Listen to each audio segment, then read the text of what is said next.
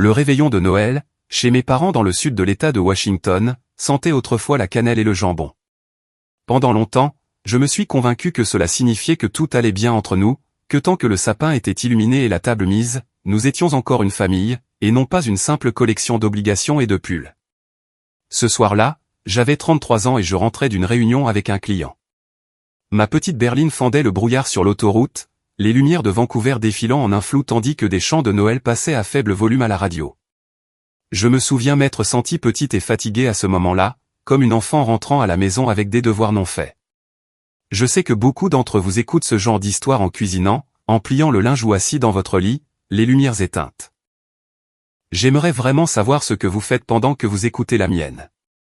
Peut-être pourrez-vous me le dire plus tard dans les commentaires. Car lorsque mon histoire a véritablement commencé cette nuit-là, j'étais debout dans le couloir de mes parents avec un plateau de biscuits entre les mains, et le son de ma propre vie en train d'être réorganisée me parvenait à travers une porte entr'ouverte. Je m'appelle Lily Carmichael. Et ce réveillon de Noël, dans la cuisine de la maison où j'ai grandi, j'ai finalement entendu mes parents dire tout haut ce qu'ils pensaient tout bas. La soirée a commencé comme toujours, avec ma mère s'agitant pour le timing, mon père prétendant être dépassé par la situation, et moi me glissant à l'intérieur, telle la paire de mains supplémentaires qu'ils en étaient venus à attendre. Pas la femme adulte qui avait son propre appartement et sa propre vie, à 45 minutes de là, dans le nord-ouest de Portland. La maison sentait le clou de girofle et la dinde rôtie. La vieille radio sur le comptoir était réglée sur une station classique qui diffusait de doux cantiques. Ma mère avait noué un tablier rouge délavé autour de sa taille, se déplaçant entre le four et la cuisinière avec un sourire crispé et expert. « Lily, tu coupes les petits pains » dit-elle en me tendant un couteau à dents et un sac de la boulangerie, comme si je n'avais pas passé tout l'après-midi à rentrer d'une séance photo de dernière minute pour un client. Comme si je n'avais pas mes propres projets pour la soirée dans le studio que j'avais travaillé si dur à acheter. « Émilie sera là d'une minute à l'autre » ajouta ma mère, sa voix s'adoucissant en prononçant le nom de ma sœur cadette, d'une manière qu'elle ne le faisait jamais pour le mien. Les enfants sont si excités par le Père Noël. Tu devrais voir leur visage. J'ai hoché la tête et aligné les petits pains sur la planche à découper. Le mouvement était automatique, mon esprit dérivant vers le petit studio d'une chambre qui m'attendait de l'autre côté de la rivière, vers le petit sapin artificiel que j'avais installé près de la fenêtre, la guirlande de lumière blanche que j'avais enroulée autour de la tringle à rideaux, la tasse de thé tardive que je m'étais promise comme récompense pour avoir survécu à une autre fête de famille. Au moment où les petits pains étaient au four et la salade assaisonnée, la porte d'entrée s'est ouverte et la tempête familière qu'était ma sœur est arrivée. Bruit de bottes, rire d'enfants, voix se déversant dans le couloir. « Lily » dit Émilie en entrant dans la cuisine, les joues rouges de froid, les bras chargés de sacs cadeaux. Elle a embrassé l'air quelque part près de ma joue puis a continué son chemin, parlant déjà du trafic et des pénuries de jouets, et de la difficulté d'être une mère célibataire. Une semaine avant le Nouvel An, mon père est entré derrière elle, portant une caisse de soda, ses yeux glissant sur moi avec un bref hochement de tête avant de se poser sur ses petits-enfants, son visage s'adoucissant complètement alors qu'il s'accroupissait pour leur demander s'ils avaient été sages cette année. Je me suis éclipsé de la cuisine un instant, les bras chargés d'un plateau de biscuits au sucre que j'avais décoré dans mon studio la veille. De délicats petits flocons de neige et des sapins glacés de blanc et de vert, quelque chose que j'adorais faire quand j'étais enfant. La salle à manger était sombre, à l'exception de la lueur du lustre et des lumières colorées du sapin dans le coin du salon. Au-delà, la longue table était dressée avec la belle porcelaine de ma mère, les verres en cristal captant les reflets comme de petits soleils. Je me suis arrêté dans le couloir juste à l'extérieur, ajustant le plateau contre ma hanche, car j'ai entendu mon nom, mais pas de la manière dont on voudrait l'entendre. Elle ne dira pas non, disait mon père, de ce ton bas et rauque qu'il utilisait quand il avait déjà pris une décision. Lily ne dit jamais non. C'est ça qui est bien. La voix de ma mère répondit, plus douce mais plus acérée. Nous ne pouvons pas laisser Émilie rester dans cet endroit exigu un mois de plus. Les enfants ont besoin de stabilité. Lily a ce grand studio en ville. C'est parfait pour un nouveau départ. Elle est seule. Elle n'a pas besoin de tout cet espace. Ils ne chuchotaient pas comme s'ils s'attendaient à ce que je les entende. Ils parlaient comme on parle de meubles, de qui obtient quelle pièce dans une maison, comme si ma vie était un bien immobilier. Émilie rit, de ce rire aigu et rapide qui lui permettait de se sortir de n'importe quelle situation quand nous étions enfants. J'entendis le tintement de son verre de vin contre celui de ma mère. Elle a dit que ça ne la dérangeait pas qu'on reste là un moment, n'est-ce pas? Elle s'y fera. Elle s'y fait toujours. Mes doigts se resserrèrent sur le bord du plateau à biscuits jusqu'à ce que je sente le métal me mordre la paume. Mon père dit, nous l'installerons sur le canapé dans le salon et mettrons les enfants dans la chambre. Ce ne sera que pour quelques mois. Au printemps, Émilie sera sur pied. Lily peut s'arranger. Elle travaille à domicile. Ce n'est pas comme si elle avait besoin d'intimité. Ils ont commencé à planifier les détails comme ça, dans la même pièce où nous avions l'habitude de dire le bénédicité avant le dîner. Ma mère a demandé quel jour ils devraient louer un camion. Mon père a dit que le 3 janvier serait bien, pour qu'ils aient le temps après le nouvel an. Émilie se demanda à voix haute où elle mettrait les lits superposés des enfants et si elle pourrait repeindre les murs. Pour qu'on se sente chez nous, l'ai-je entendu dire, comme si c'était la chose la plus naturelle au monde. On pourra appeler ça notre nouvelle maison. Les enfants vont adorer. Quelque chose en moi est devenu très immobile. Si immobile que je pouvais entendre le tic-tac de la vieille horloge murale et le faible sifflement de quelque chose qui débordait dans la cuisine derrière moi. Dans mon esprit, j'ai vu mon studio. L'aspect qu'il avait la veille quand j'ai éteint les lumières, la petite mais confortable chambre avec ma tête de lit chiné et la couette bleu marine. Le bureau près de la fenêtre où mon ordinateur portable était ouvert avec des dossiers clients. Le petit coin dans la cuisine où je gardais mon matériel photo. Le placard que j'avais enfin organisé après des années à vivre au milieu des cartons. J'ai entendu ma mère dire, on pourra lui dire demain après le dîner, quand tout le monde sera rassasié et de bonne humeur. On présentera ça comme une aide à la famille. Ça marche toujours avec elle. Mon père gloussa, d'un son bas et satisfait, et dit, elle ne discutera pas. Elle ne le fait jamais. C'est une bonne fille. C'est son rôle. Je ne sais pas combien de temps je suis resté là, dans ce couloir, la chaleur du plateau réchauffant mes avant-bras tandis que le reste de mon corps devenait froid. Mais à un moment donné, ma petite nièce est passée en courant avec un renne en peluche et a crié quelque chose à propos du Père Noël, et j'ai sursauté comme si j'avais été prise en faute. Je suis alors entré dans la salle à manger, j'ai posé les biscuits au centre de la table, et tout le monde a souri comme si de rien n'était. Ma mère a complimenté le glaçage. Mon père s'est servi un autre verre. Émilie s'est recoiffée en utilisant le dos d'une cuillère comme miroir, et personne n'a demandé pourquoi mes mains tremblaient légèrement alors que je prenais place. Pendant tout le dîner, leur plan bourdonnait à l'arrière de mon crâne. Chaque rire et chaque tintement de couvert se superposaient au souvenir de leur voix, réorganisant déjà ma vie sans moi. Mais j'ai fait ce que j'avais toujours fait. J'ai souri. J'ai passé la purée. J'ai posé des questions sur l'école de mon neveu et j'ai acquiescé à l'histoire de mon père à l'entrepôt, même s'il était à la retraite depuis 2 ans. Et j'ai ravalé chaque protestation qui montait à ma gorge, car c'était le rôle que j'avais été entraîné à tenir depuis que j'étais assez grande pour faire la vaisselle. Ce qui est étrange, c'est que ce n'est pas la rage qui s'est installée en moi d'abord. C'était une sorte de clarté lasse, comme de réaliser que la tache sur le mur avait toujours été là, on n'avait simplement jamais allumé la bonne lumière pour la voir. Plus tard, quand la vaisselle était empilée et que les enfants étaient à moitié endormis sur le canapé, la télévision murmurant des rediffusions de Noël en arrière-plan, je me tenais à l'évier de la cuisine, regardant le jardin sombre, les branches nues griffant le ciel. Mon reflet dans la fenêtre paraissait plus vieux que 33 ans, plus vieux que mon âge. Mes épaules étaient voûtées, après des années à porter des choses qui ne m'appartenaient pas. Mes yeux étaient ternes, à force de dire oui quand je pensais non. Derrière moi, ma mère et Émilie parlaient de couleurs de peinture et de nouveaux draps. Mon père vérifiait le calendrier sur son téléphone pour voir si le 3 janvier était libre. Et j'ai réalisé, avec un calme étrange, qu'il s'attendait pleinement à ce que j'accepte tout cela comme un fait, de la même manière qu'on accepte que l'hiver suive l'automne. Je me suis séché les mains sur un torchon, je l'ai soigneusement raccroché, et dans ce petit geste ordinaire, quelque chose en moi a basculé. Pour la première fois de ma vie, j'ai pensé les mots « je ne vais pas les laisser faire ça ». Et je ne me suis pas contredite après. Je n'ai rien dit cette nuit-là. Pas encore. J'ai terminé les corvées, embrassé mes neveux sur le front et dit à ma sœur de conduire prudemment. J'ai laissé mon père me serrer dans ses bras de cette manière maladroite et brève qu'il avait, et ma mère a redressé mon écharpe à la porte. Mais en sortant dans l'air froid, la porte d'entrée se refermant derrière moi, j'ai fait quelque chose que je n'avais jamais fait auparavant, durant toutes ces années à être la fille fiable, celle qui ne faisait jamais de vagues. J'ai pris une décision sans demander l'approbation de personne. Cette fois, quand ils essaieraient d'écrire mon rôle pour moi, je n'allais pas lire le texte qu'ils avaient préparé. Le trajet de retour vers mon appartement cette nuit-là était différent de tous les autres retours tardifs après les fêtes de famille, même si la route du sud de Washington au nord-ouest de Portland était un trajet que je pouvais faire les yeux fermés. L'autoroute était mouillée par une bruine antérieure, les lampadaires s'étalant sur mon pare-brise comme de petites traînées d'or. Mes mains étaient crispées sur le volant, et toutes les quelques minutes, je me surprenais à le serrer si fort que mes jointures me faisaient mal. Je n'arrêtais pas de rejouer leur voix dans ma tête. Pas les mots exacts, mais le ton, la certitude, la manière dont ils avaient parlé, comme si ma vie était une pièce sur un plan d'étage qu'ils pouvaient réarranger à leur guise.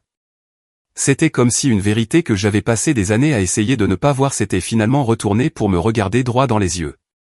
Quand je suis arrivé à ma résidence, la cour était calme. La plupart des gens étaient encore en train de dîner ou de coucher les enfants, les lumières de Noël autour des balustrades brillant d'une lueur douce et chaude.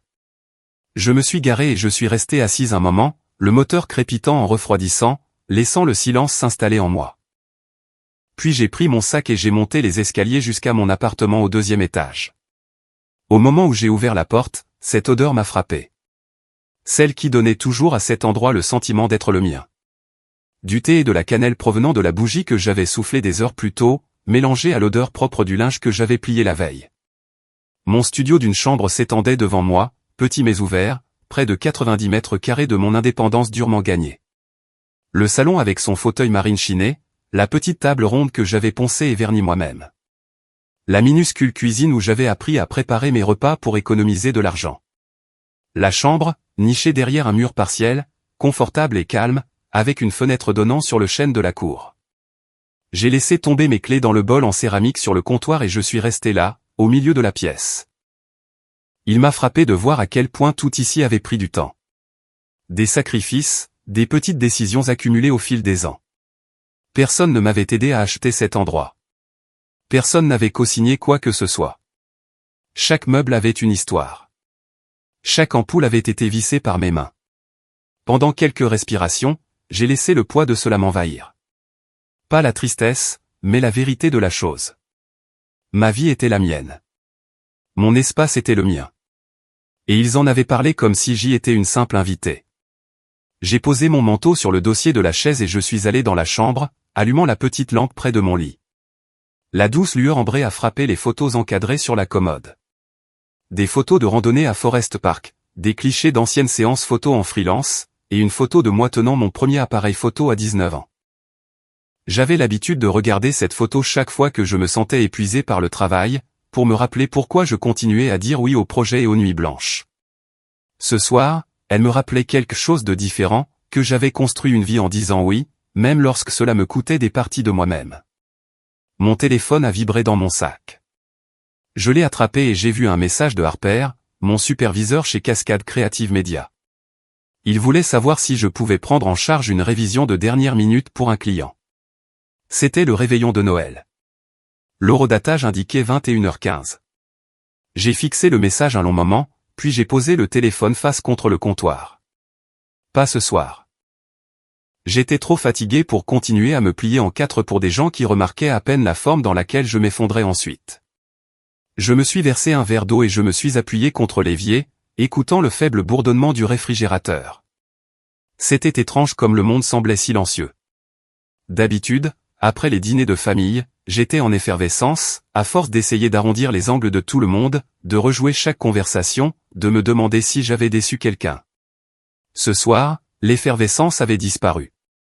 Ce qui était en moi maintenant était plus vif, plus concentré, une décision attendant d'être prononcée. Le bruit de pas dans le couloir m'a fait jeter un coup d'œil vers la porte.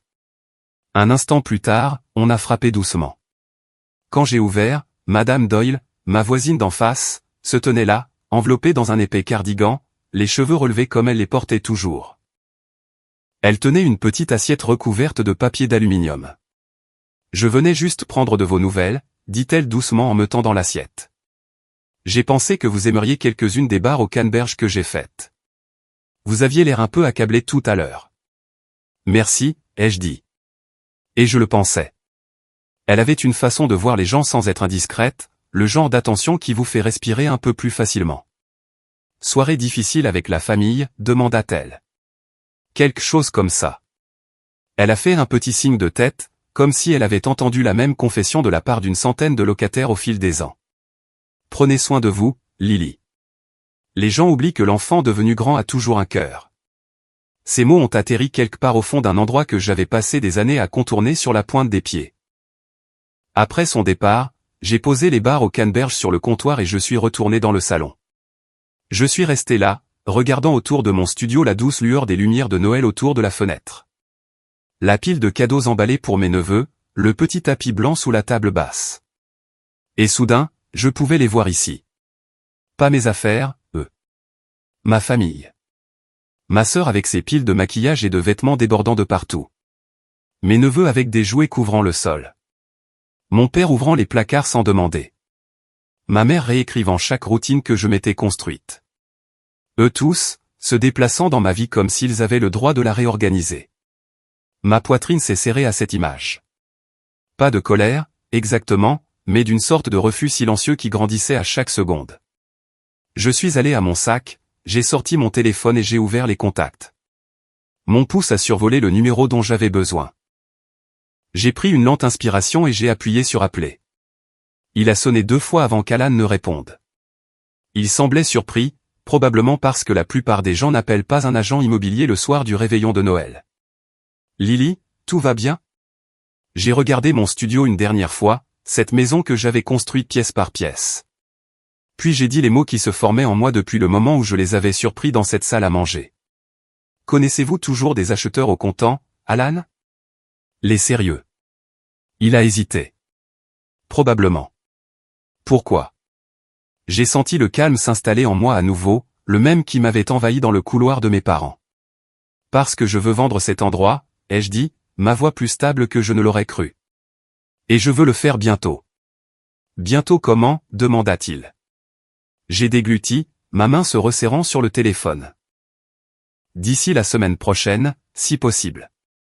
Il y eut un temps de silence, puis un léger sifflement. Très bien, Lily. Je vais voir ce que je peux faire. Laissez-moi passer quelques appels demain matin. Je l'ai remercié, j'ai raccroché et j'ai posé le téléphone sur la table. Mon pouls était régulier. Ma respiration était régulière. Pour la première fois depuis longtemps, j'avais l'impression de ne pas réagir à quelque chose, mais de choisir quelque chose. L'appartement était de nouveau complètement silencieux.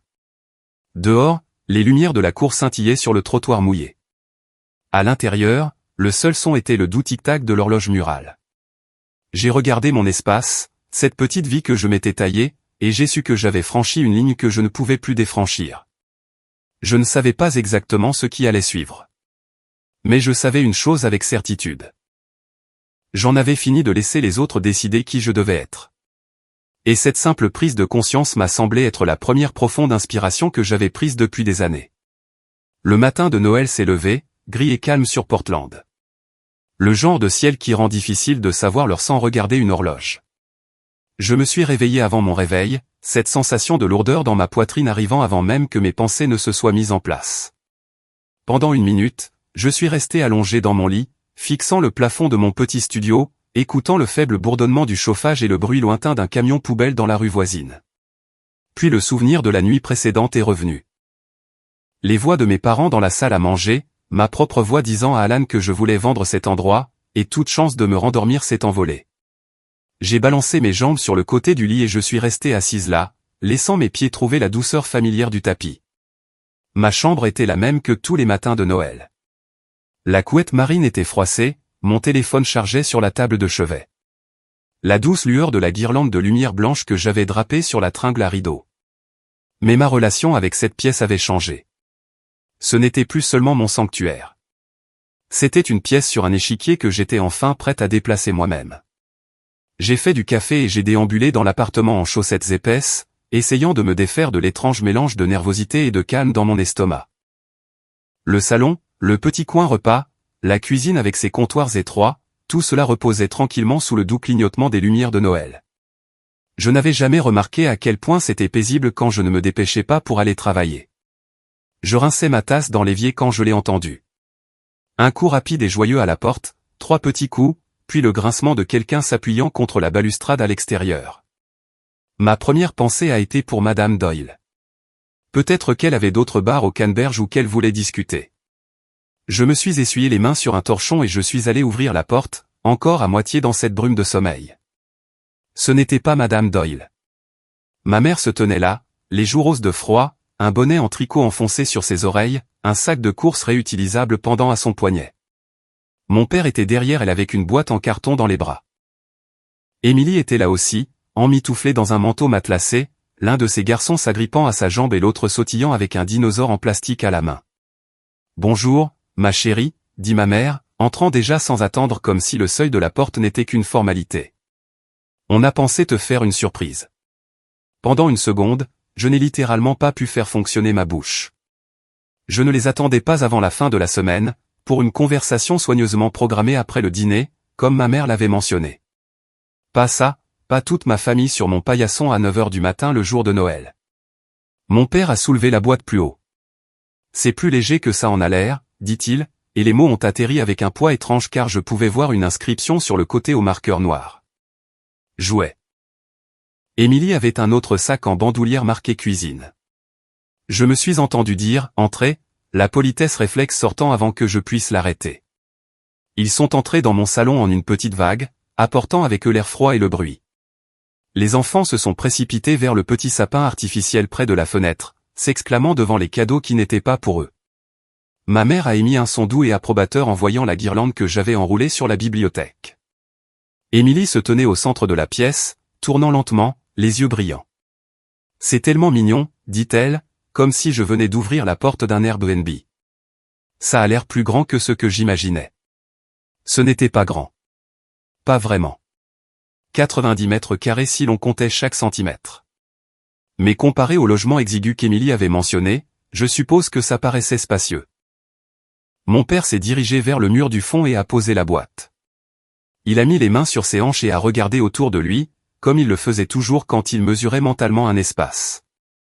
Ma mère a laissé tomber son sac sur l'une de mes chaises de salle à manger et s'est dirigée droit vers le mur partiel qui séparait ma chambre du reste de l'appartement.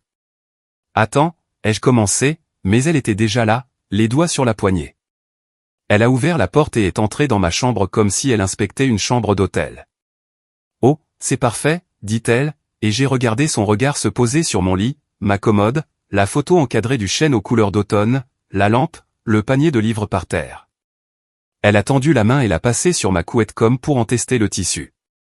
Les enfants peuvent facilement partager cette chambre. On mettra les lits superposés le long de ce mur, a-t-elle indiqué. Et peut-être une petite bibliothèque ici. J'ai senti quelque chose de chaud me monter à la gorge. Maman, c'est ma chambre. Pour l'instant, dit-elle distraitement, réarrangeant déjà dans son esprit. Sa voix n'était pas méchante. C'est ce qui rendait la chose presque pire. Elle était pratique, factuelle. Émilie a besoin d'une vraie chambre pour les enfants. Tu peux avoir ton canapé là-bas. La vie en studio, ajouta-t-elle, comme si c'était une blague intelligente. Émilie est apparue dans l'embrasure de la porte derrière elle, jetant un coup d'œil à l'intérieur. Oh mon Dieu, les placards sont immenses, dit-elle. Je pensais que ce serait plus à l'étroit. Les garçons vont adorer ça. Elle s'est retournée et a appelé dans le couloir. Les gars, ça va être notre nouvelle chambre. Mon neveu est entré en trombe, dinosaure à la main, et s'est affalé sur mon lit, libérant une bouffée du parfum de mon oreiller dans l'air. Ça sentait la lessive et le spray à la lavande que j'utilisais pour m'aider à dormir. Voir son petit corps s'enfoncer à l'endroit où ma tête reposait chaque nuit m'a semblé être à la fois une invasion et une accusation. Mon père est entré derrière eux, examinant le mur.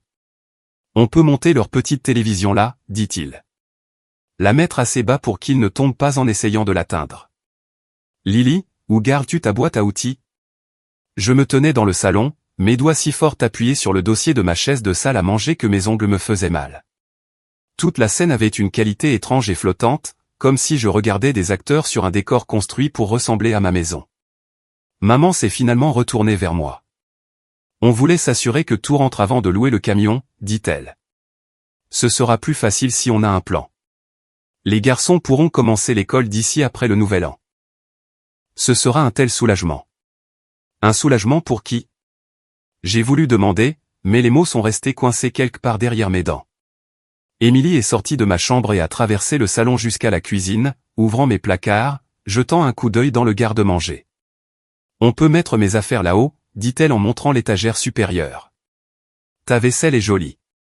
On pourrait peut-être acheter des couleurs vives pour les enfants. Pour qu'on se sente chez nous, ajouta-t-elle. Et ma poitrine s'est serrée autour de ce mot. Nous.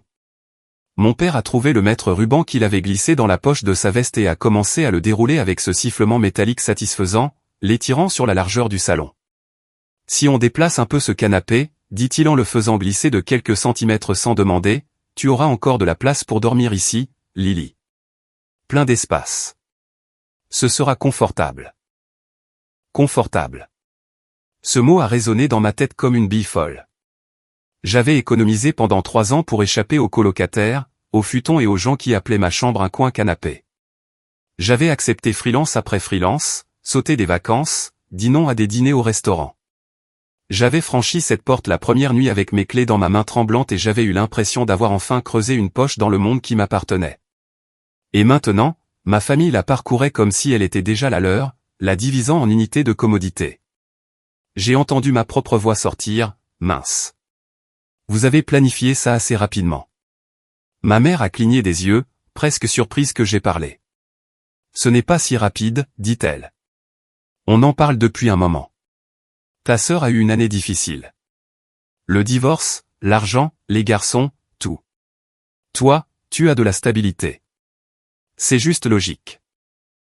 Émilie s'est appuyée sur le comptoir et m'a souri, le même sourire qui me persuadait de faire ses corvées quand nous étions enfants. J'apprécie vraiment que tu fasses ça, Lil. Je sais que tu diras que ça ne te dérange pas, mais quand même. Merci. J'ai l'impression que c'est un signe, tu sais, un nouveau départ. Ma gorge était sèche. Personne ne m'avait demandé si ça me dérangeait. C'était la partie qui n'arrêtait pas de me bloquer. Mon père a rembobiné le mètre ruban dans son boîtier et l'a empoché. Très bien, dit-il avec satisfaction. On réservera le camion pour le 3. Ça laisse à tout le monde le temps de faire ses cartons.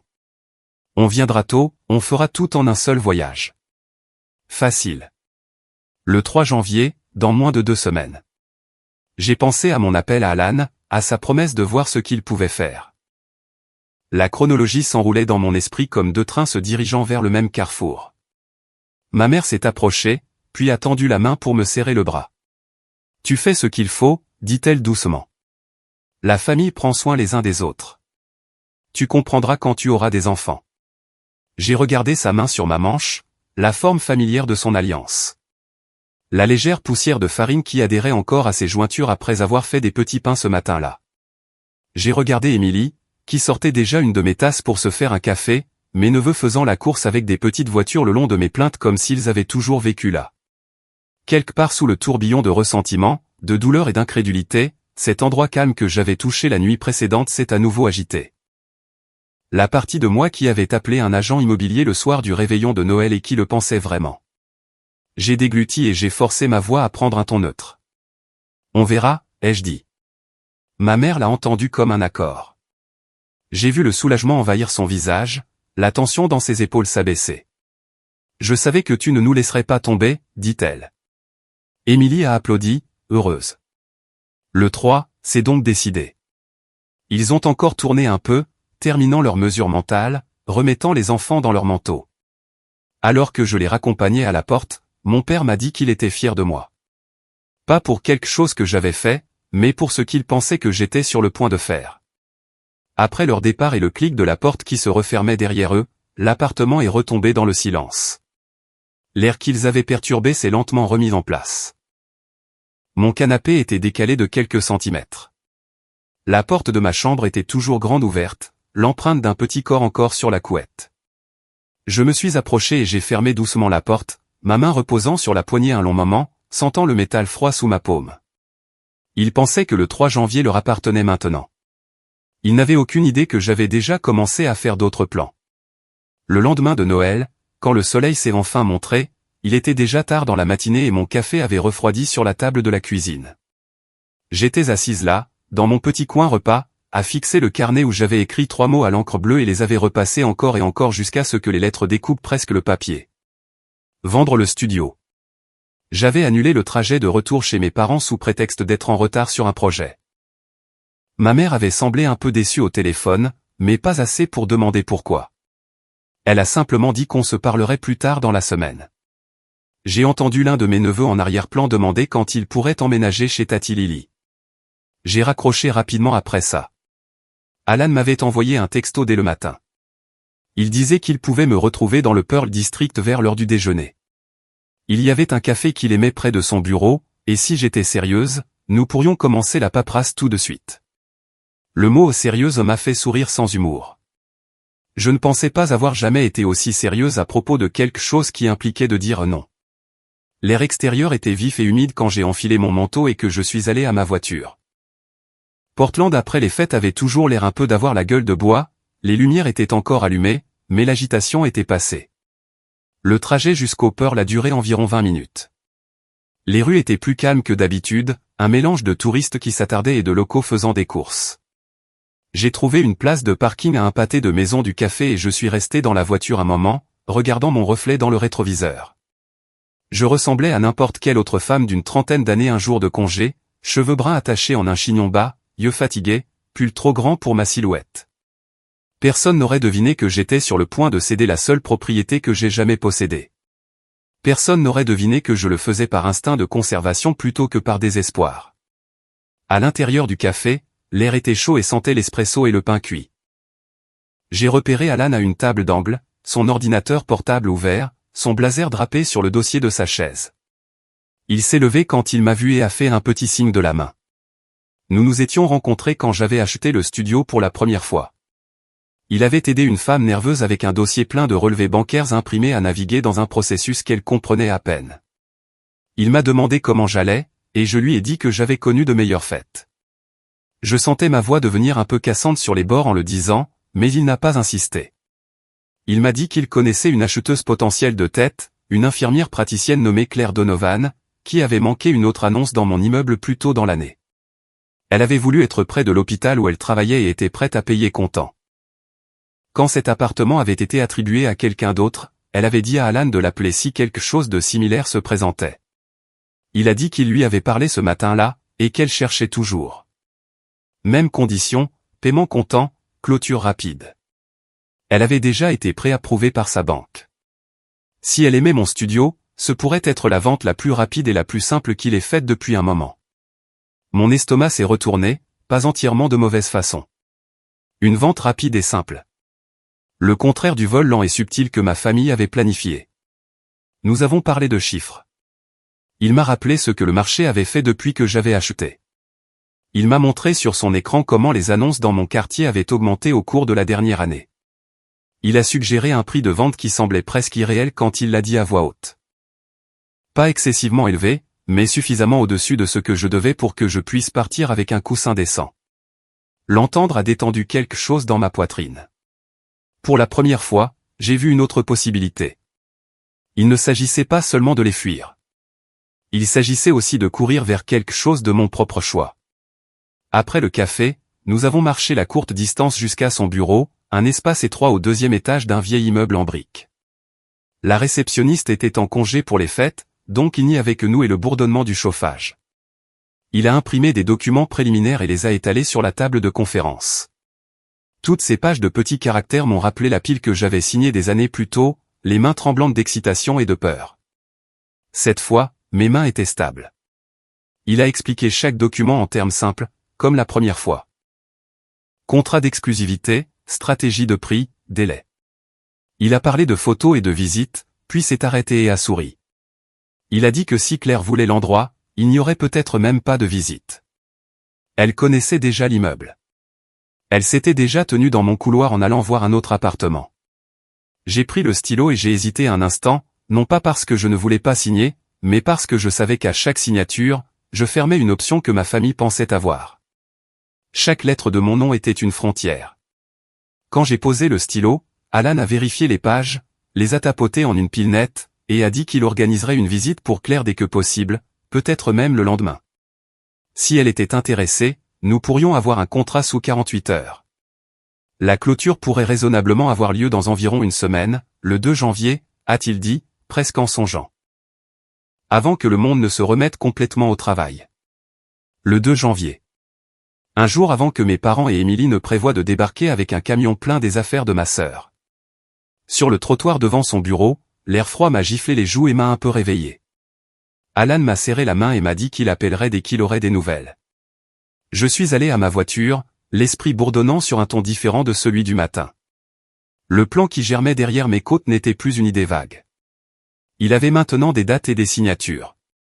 Sur le chemin du retour, j'ai appelé Tracy. Elle et moi étions allés au lycée ensemble. Elle était partie à l'Est pour ses études de droit et avait trouvé le moyen de revenir en Oregon avec un diplôme de droit et une voix calme et mesurée qui avait apaisé plus d'un appelant paniqué au fil des ans. Elle était spécialisée en droit immobilier et des contrats. S'il y avait quelqu'un qui pouvait me dire exactement où j'en étais, c'était bien elle. Nous nous sommes retrouvés dans un petit bureau qu'elle louait près du centre-ville. La salle d'attente sentait le café frais et l'encre d'imprimante. Des diplômes encadrés bordaient un mur, ainsi que quelques photos d'elle courant des marathons. J'avais toujours admiré sa ténacité obstinée. Elle m'a accueilli avec une chaleureuse étreinte et ce regard que les gens ont quand ils vous connaissent assez bien pour voir au-delà de votre sourire poli. Elle a écouté sans m'interrompre pendant que je lui racontais le réveillon de Noël, le couloir et les plans surpris, la visite surprise du matin de Noël, ma famille se déplaçant dans ma chambre comme si elle leur appartenait déjà. Je lui ai parlé de mon appel à Alan, des documents de mise en vente que je venais de signer, des dates. Quand j'ai terminé, elle a croisé les mains sur son bureau et a pris une inspiration. Puis elle m'a exposé la situation, de manière stable et claire. Selon la loi de l'Oregon, a-t-elle dit, personne n'avait le droit légal d'occuper mon studio sans ma permission explicite. Il n'y avait pas de bail, pas d'accord écrit, rien de contraignant. Ce que ma famille avait, c'était des suppositions et des attentes, pas des droits. Si je choisissais de vendre, j'étais dans mon droit de le faire. Si ma famille se présentait après la vente et insistait pour emménager, le nouveau propriétaire serait également légalement protégé. Et s'ils viennent avant la clôture, ai-je demandé. S'ils se présentent simplement avec des cartons parce qu'ils pensent que j'ai dit oui. Alors vous leur dites non, a-t-elle dit simplement. Et s'ils refusent de partir, vous appelez la direction de l'immeuble ou la police. Ce sera gênant, mais la loi est de votre côté. J'ai pensé à mon père debout dans mon salon, faisant glisser mon canapé sans demander, un mètre ruban à la main. Je l'ai imaginé se faisant dire par un étranger en uniforme qu'il ne pouvait pas simplement décider où je vivais ou qui vivait avec moi. L'image ne m'a pas apporté de joie, exactement. Mais il y avait une satisfaction tranquille, comme imaginer un tyran retenu par quelqu'un de plus grand.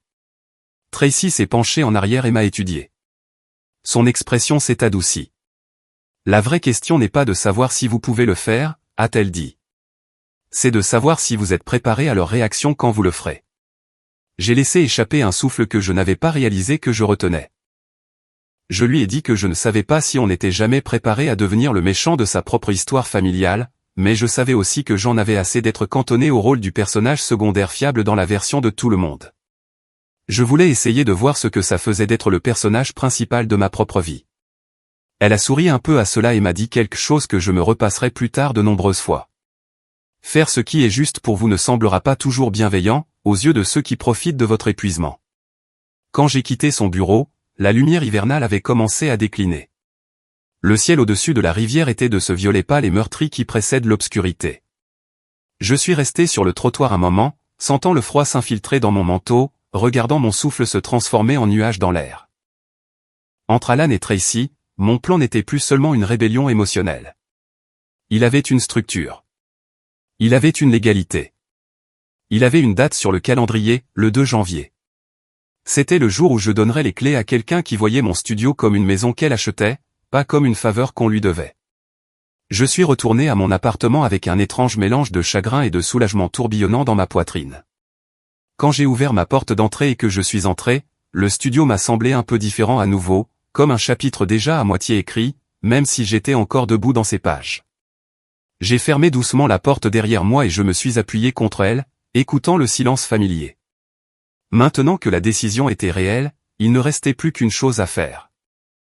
Je devais commencer à emballer la vie que j'avais construite ici, pièce par pièce, avant même que ma famille ne se rende compte qu'elle leur échappait déjà. 2 jours après Noël, je me suis retrouvé à conduire ma mère à l'église communautaire Grèce pour le service de fin de matinée, une tradition qu'elle refusait de rompre, peu importe le temps ou l'humeur dans la maison. Les rues de Vancouver étaient encore mouillées par une pluie nocturne, et le ciel avait cette luminosité hivernale terne qui rendait tout plus froid. Ma mère a parlé tout le long du trajet des répétitions de la chorale, des horaires des repas partagés et de la façon dont la femme du pasteur l'avait finalement convaincue de repeindre la salle de réception. J'ai hoché la tête et murmuré les bonnes réponses, mais mon esprit était loin, tournant toujours autour des documents que j'avais signés avec Alan et de la conversation avec Tracy. Quand nous sommes arrivés sur le parking de l'église, les voitures étaient plus serrées que d'habitude. Les services des fêtes avaient toujours cet effet. Ma mère a redressé son manteau, a arrangé ses cheveux dans le miroir et m'a jeté un regard rapide qui disait « Tiens-toi bien » avant de sortir.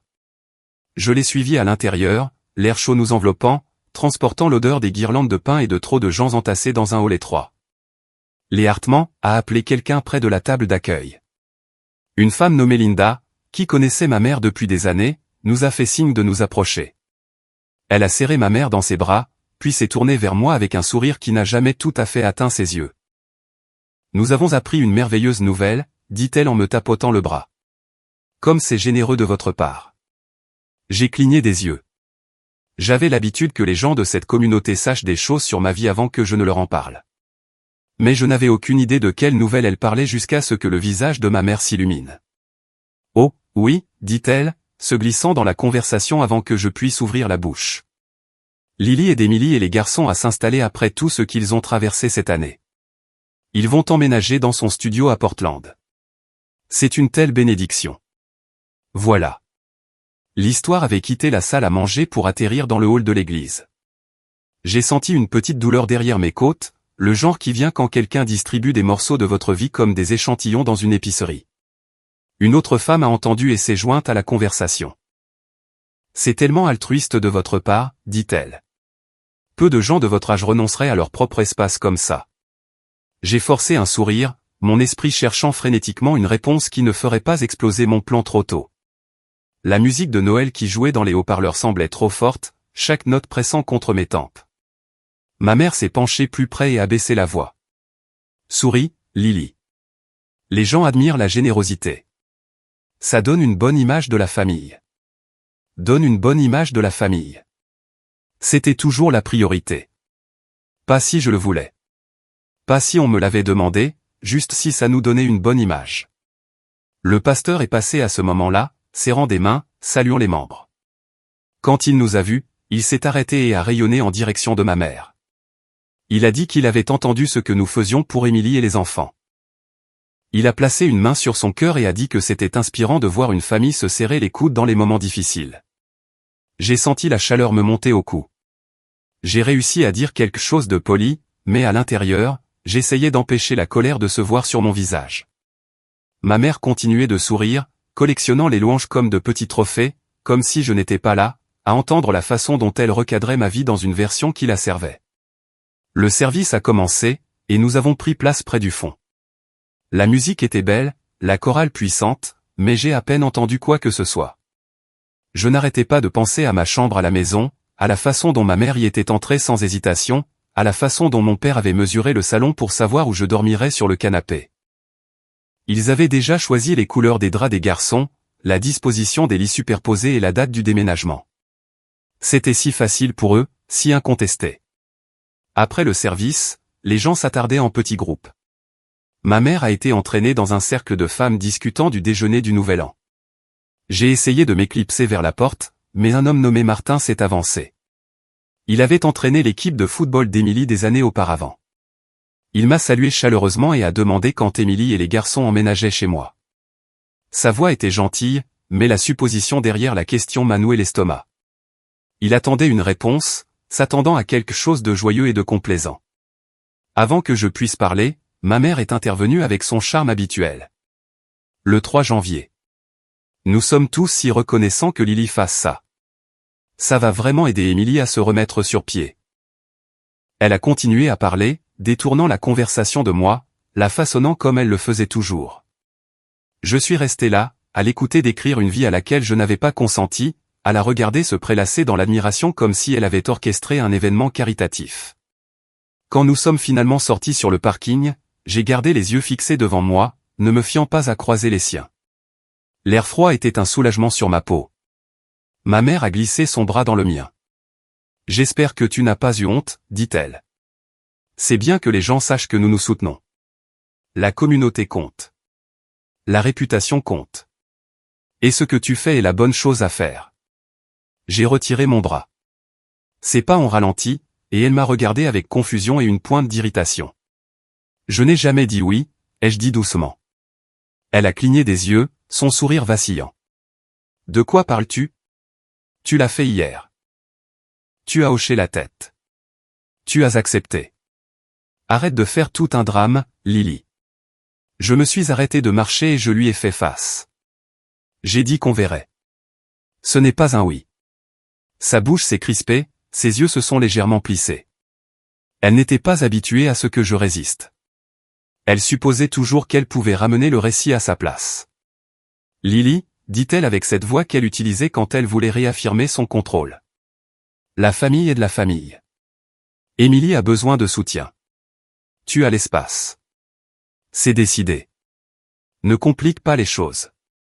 Les mots m'ont frappé comme une pierre froide. C'est décidé. Pas par moi, mais pourtant définitif. Je l'ai regardé se tenir là, dans la lumière hivernale, serrant son sac à main et arborant cette expression qui disait qu'elle croyait que sa version des événements avait plus de poids que la mienne ne pourrait jamais en avoir. Pendant un instant, j'ai eu l'impression d'avoir à nouveau 12 ans, essayant d'expliquer pourquoi je ne voulais pas céder ma chambre à ma sœur et entendant le même ton dans sa voix. Mais je n'avais plus 12 ans. J'ai pris une inspiration, plus stable que je ne l'aurais cru. Je ne parlerai pas de ça sur le parking, ai-je dit. Pas comme ça. Elle a ouvert la bouche, mais je me suis tourné vers la voiture et je l'ai déverrouillée. Le trajet du retour s'est fait en silence. Ma mère regardait par la fenêtre, sa déception remplissant la voiture comme un second passager. J'ai gardé les yeux sur la route, les mains stables sur le volant. Quand je l'ai déposé et que je l'ai regardé monter les marches de la maison, j'ai réalisé quelque chose qui m'a surprise. Je ne me sentais pas coupable, pas même un peu. Ce que je ressentais, c'était un bourdonnement bas et déterminé sous mes côtes, une préparation. De retour à mon studio, j'ai accroché mon manteau près de la porte et je suis resté dans l'entrée, écoutant le silence familier s'installer autour de moi. Le 2 janvier arrivait plus vite que quiconque ne s'y attendait, y compris eux. Et alors que la dernière lueur du jour s'estompait aux fenêtres, j'ai su que j'étais plus proche que jamais de faire quelque chose que ma famille n'avait jamais cru que je pouvais faire, agir selon ma propre décision avant qu'il n'ait la chance de la réécrire. Le lendemain matin, je me suis réveillé avant le réveil au son de la pluie sur les vitres du couloir, régulière et douce, comme si la ville essayait de se taire. Pendant quelques secondes, je ne me suis pas souvenu de quel jour on était. Puis tout est revenu. La visite que ma famille avait faite de ma maison, le hall de l'église avec ma vie transformée en une histoire que ma mère pouvait polir. Les mots que Tracy avait prononcés dans ce bureau calme, « Faire ce qui est juste pour vous ne semblera pas toujours bienveillant, aux yeux de ceux qui profitent de votre épuisement. » Je suis resté allongé dans mon lit et j'ai regardé autour de la pièce, la couette marine, la photo encadrée du chêne, la petite lampe sur la table de chevet. Puis j'ai fait quelque chose de petit mais d'important. Je me suis assise et j'ai dit à voix haute que cette pièce m'appartenait. Il n'y avait personne pour l'entendre, mais il était important que je m'entende. Faire ces cartons ressemble toujours à une étrange forme de deuil. Ce n'est pas seulement du carton et du ruban adhésif. C'est choisir quelle version de votre vie vous emportez dans le chapitre suivant. J'ai commencé par le placard parce que ça semblait plus facile que les livres ou les photos. Les cintres glissaient le long de la tringle, de petits clics résonnant dans le silence. J'ai fait des piles séparées. Les choses que j'aimais. Les choses que j'avais gardées par culpabilité ou par habitude. Les choses que je ne me souvenais même pas avoir achetées. En pliant les pulls et les jeans, des souvenirs sont revenus par flash courts et vifs. Moi à 12 ans, aidant Émilie à traîner ses sacs dans ma chambre parce que mes parents avaient décidé qu'elle dormirait avec moi pour ne pas avoir peur. Moi à 19 ans, rentrant de mon travail à temps partiel pour trouver mon lit couvert de son linge parce que la machine à laver au sous-sol était tombée en panne et qu'il était plus facile de tout entasser dans mon espace que de trouver une autre solution. Moi à 28 ans, signant un chèque pour l'aider à se sortir d'un mauvais bail parce que mes parents disaient que j'étais la responsable. À l'époque, je m'étais dit que c'était ce que faisaient les grandes sœurs, que c'était de l'amour. Plus tard, quand j'ai commencé une thérapie pendant un petit moment avant que l'argent ne manque, ma conseillère avait doucement introduit des mots comme frontière et ressentiment. J'avais hoché la tête et les avais compris en théorie. Maintenant, avec mes propres chemises et robes entre les mains, ces mots ressemblaient moins à des concepts abstraits qu'à des outils. J'ai scotché la première boîte et je l'ai déplacée dans le coin du salon. Le bruit du ruban adhésif qui se déchirait était plus fort qu'il n'aurait dû l'être. C'était définitif. Ça faisait du bien. En milieu de matinée, j'avais vidé la table de chevet et la moitié de la commode.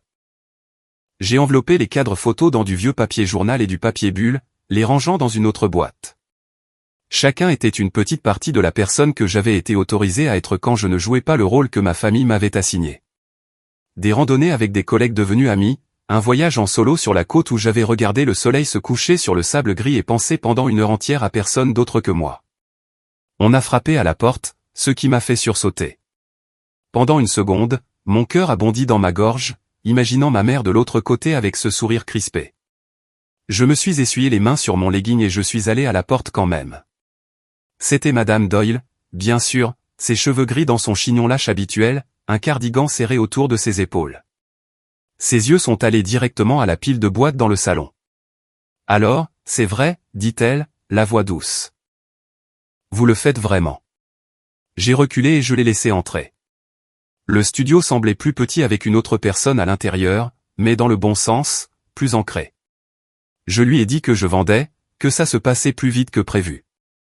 Je n'ai pas donné tous les détails, mais c'était une femme intelligente. Elle a compris suffisamment de choses en lisant entre les lignes. Elle s'est tenue au milieu du salon et a tourné lentement, observant les étagères à moitié vides et les taches nues sur les murs. Puis elle m'a regardé comme seules les femmes plus âgées qui ont élevé des familles et vécu leur propre guerre silencieuse peuvent le faire, un mélange d'inquiétude et de respect. Elle a dit que lorsqu'elle avait quitté son mariage dans la quarantaine, tout le monde à son église l'avait traité d'égoïste. Il ne se souciait pas qu'elle sauvait sa propre santé mentale. Il se souciait de l'histoire qu'il voulait raconter à son sujet. Elle m'a dit que la première nuit où elle avait dormi seule dans un studio en dehors de la ville, elle avait pleuré pendant 1 heure puis avait dormi mieux qu'elle ne l'avait fait depuis 10 ans. Vous irez bien, dit-elle simplement. Ça fait mal maintenant parce que vous coupez un cordon auquel il tirait depuis longtemps. J'ai senti ma gorge se serrer. Je lui ai demandé si elle l'avait jamais regretté. Elle a souri un peu et a dit qu'elle regrettait seulement de ne pas l'avoir fait plus tôt. Après son départ, j'ai terminé la boîte sur laquelle je travaillais, puis j'ai vérifié mon téléphone. Il y avait un appel manqué d'Alan et un court message vocal.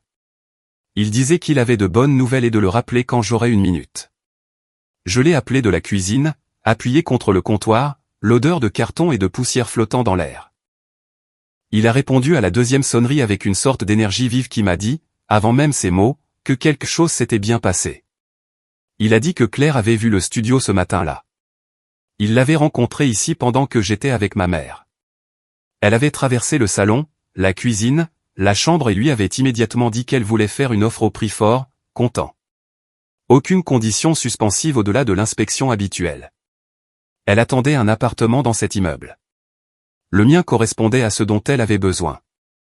Je me suis senti un peu étourdi, comme si le sol avait bougé sous mes pieds. Cet endroit avait été ma sécurité, ma preuve que je pouvais prendre soin de moi. Maintenant, il était sur le point de devenir le nouveau départ de quelqu'un d'autre.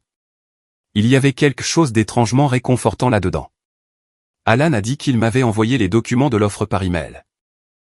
Si je voulais aller de l'avant, nous pouvions signer électroniquement ou nous rencontrer en personne. Une fois que j'aurais signé, nous pourrions fixer la clôture au 2 janvier. L'étude notariale était déjà prête.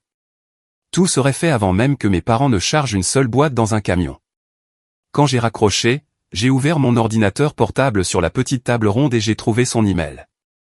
Les chiffres étaient là, sur l'écran, comme de petites encres, le montant de l'offre, la date de clôture, la ligne qui indiquait que je repartirais avec assez pour rembourser mon prêt et avoir encore un matelas de sécurité. J'ai lu chaque ligne lentement. La voix de Tracy a résonné dans ma tête pendant que je faisais défiler. Légalement solide. Votre choix. Votre droit. Personne d'autre n'a son mot à dire. Il m'a fallu moins d'1 minute pour ajouter ma signature électronique aux bons endroits. Quelques clics, et l'avenir que j'avais permis à ma famille de supposer être le leur a glissé proprement des mains. Quand le message de confirmation est apparu, je suis resté assise là un moment, écoutant ma propre respiration. C'était fait. En moins d'1 semaine, ce studio appartiendrait à une certaine Claire, qui n'avait aucune idée des disputes, des attentes et des actes de rébellion silencieux qui s'étaient produits entre ces murs. Mon téléphone a de nouveau vibré, cette fois avec un message de ma mère me demandant si je pouvais garder les garçons plus tard dans la semaine pendant qu'elle aidait Émilie à faire ses cartons. J'ai fixé l'écran et je n'ai rien fait. Pour une fois, j'ai laissé le silence répondre. Dehors, la pluie avait cessé. Les nuages commençaient à se déchirer en lambeaux, laissant passer de fines bandes de lumière hivernale pâle. Je suis retourné dans la chambre et j'ai regardé autour de moi, la voyant maintenant à la fois comme mienne et non mienne. Un espace que j'aimais et un espace que j'étais prête à quitter pour me protéger. J'ai attrapé la boîte au pied du lit et je l'ai rapprochée. Il y avait encore des vêtements à plier, des livres à emballer, des tiroirs à vider. Il y avait encore une vie à soulever doucement de cet endroit et à emporter. Alors que je me suis agenouillé et que j'ai commencé à vider le tiroir du bas de la commode, mes mains bougeaient presque automatiquement, mais mon esprit était très clair.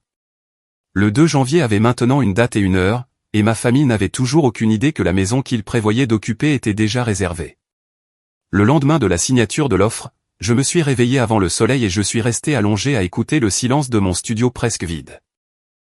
Des cartons étaient empilés le long du mur du salon, certains scellés, d'autres à moitié pleins, tous attendant comme des témoins silencieux de la décision que j'avais prise.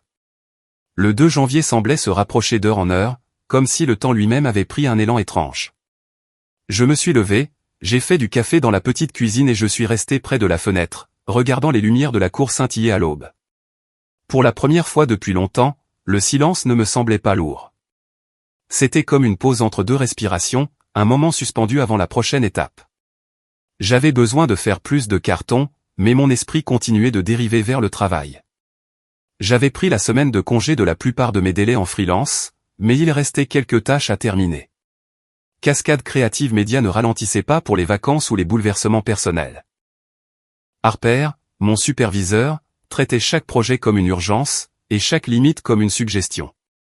À 8 heures du matin, je m'étais douché et j'avais enfilé un jean et un pull. Le studio semblait plus petit avec les cartons, et faire des cartons seul toute la journée me semblait suffocant. Alors, j'ai attrapé mon sac d'ordinateur et je suis allé dans un café près de Biverton, le même quartier où j'avais réservé un appartement temporaire pour après la clôture. À l'intérieur du café, l'air était chaud et sentait les grains de café torréfiés et les pâtisseries. Des gens étaient dispersés aux tables avec des ordinateurs portables et des écouteurs. J'ai trouvé une place près de la fenêtre et j'ai ouvert mon ordinateur. La lueur familière de l'écran m'a stabilisé. J'avais à peine tapé 3 phrases quand mon téléphone a vibré. C'était un message de Harper. Il voulait savoir si je pouvais reprendre un projet de dernière minute que quelqu'un d'autre avait abandonné. Il l'a écrit à sa manière habituelle, comme s'il me rendait service en demandant. L'ancienne version de moi se serait excusée pour le dérangement et aurait dit oui. Je serais resté debout tard pour y arriver parce qu'on m'avait appris qu'être agréable était le moyen le plus sûr de traverser la vie. Mais j'étais fatigué. Pas une fatigue de sommeil. Une fatigue d'usure. J'en avais assez d'être utile simplement parce que personne d'autre ne voulait l'être. J'ai tapé une réponse courte. J'ai dit que je pouvais terminer mon travail assigné mais que je ne pouvais rien prendre de plus cette semaine. Puis je l'ai envoyé avant que l'anxiété ne puisse réécrire les mots. Moins d'une minute plus tard, mon téléphone a de nouveau vibré. Harper a envoyé un long message sur l'effort d'équipe et la fiabilité et sur le fait que tout le monde devait mettre la main à la pâte pendant les horaires des fêtes. Je l'ai lu 2 fois, sentant mon pouls essayer de grimper, mais j'ai gardé les mains immobiles. J'ai tapé une autre réponse. J'ai dit que je comprenais la pression mais que je maintenais ma charge de travail dans des limites normales.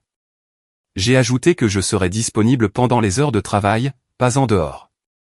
J'ai envoyé ça aussi.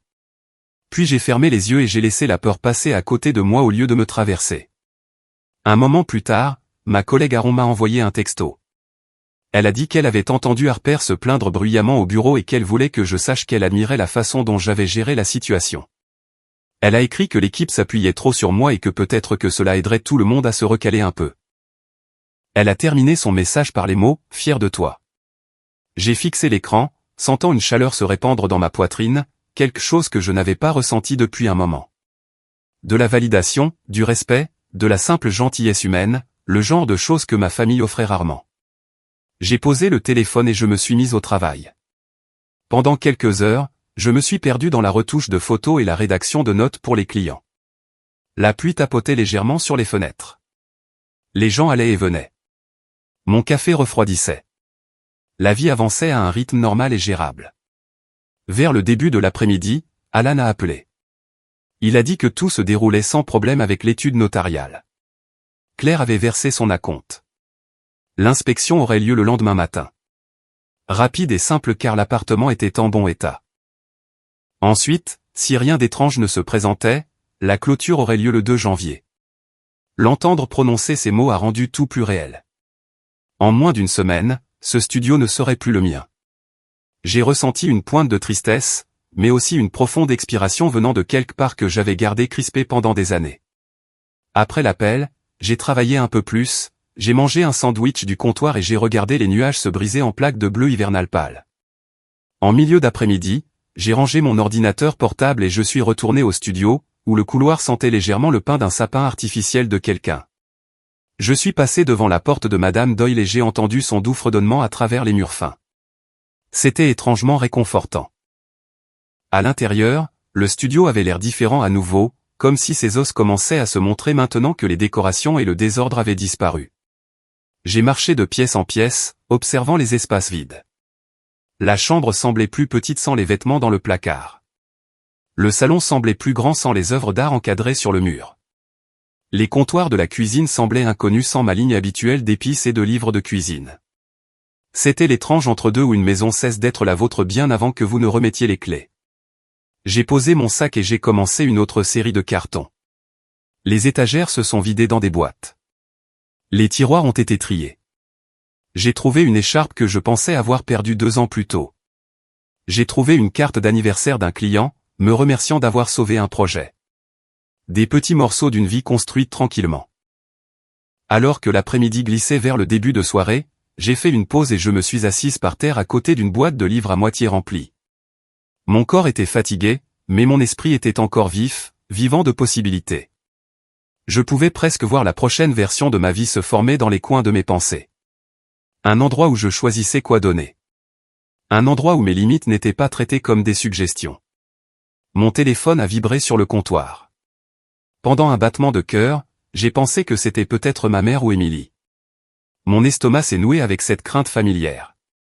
Mais quand j'ai vérifié l'écran, c'était un message de la résidence confirmant mon bail temporaire. Remise des clés prévues pour le lendemain de la clôture. Je me suis appuyé contre le mur, laissant le soulagement s'installer. Tout s'alignait. La vente, le déménagement, la liberté, et aucun d'eux ne le savait. Alors que le ciel s'assombrissait à l'extérieur des fenêtres, j'ai scellé une autre boîte avec du ruban adhésif et je l'ai empilée avec les autres. Le son a résonné dans l'espace vide, net et sûr. Je me suis tenu au milieu du salon, entouré de cartons et des dernières traces de mon ancienne vie, et j'ai ressenti quelque chose que je n'avais pas ressenti depuis l'enfance. J'avais l'impression de tenir enfin le volant de ma propre histoire. Le 2 janvier approchait, et à chaque boîte que je fermais, je m'éloignais un peu plus de la version de moi-même qu'il pensait posséder. Le 3 janvier a commencé de manière si ordinaire que si je n'avais pas su ce qui allait arriver, j'aurais pu le confondre avec n'importe quel autre matin d'hiver. L'appartement temporaire à Biverton sentait encore légèrement la peinture fraîche et la colle à moquette, cette étrange odeur de lieu nouveau qui n'a pas encore pris votre vie. Je me suis réveillé sur un matelas qui n'était pas le mien, sous une couette qui semblait trop vive contre les murs blancs.